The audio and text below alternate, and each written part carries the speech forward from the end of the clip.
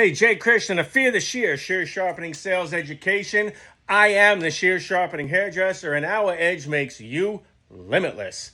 So I was out today in the last couple of days, and I really picked up some shears, some stylists who actually just bought a pair of shears from me and just gave me these old ones because when I showed them what was going on with them, it was a pair of texturizers and a pair of shears. And when I was looking at them while I was picking them up, I noticed that on the texturizing blade, it looks like whoever sharpened them before touched this blade. So there's little nuances on the top of this blade that now are gone because somebody sharpened this side of the blade. You're not supposed to do that. So on the texturizing side, the sad fact is they went in and they took a lot of metal out of that.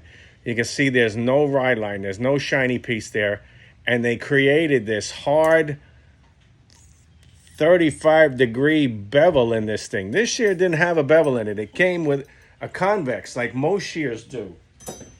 Here's a sad fact.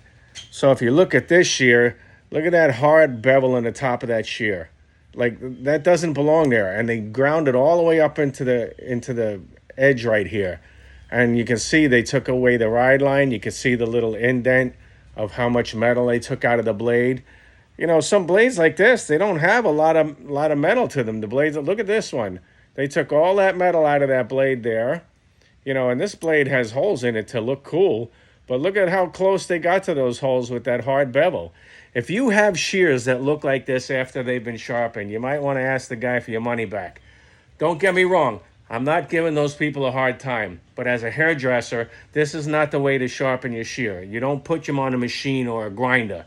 Fear the Shear uses water and stone, so if you're not in the Southeast Florida area, you can mail your shears to me. And the really cool thing about this is we know what a shear is supposed to feel like when you cut it.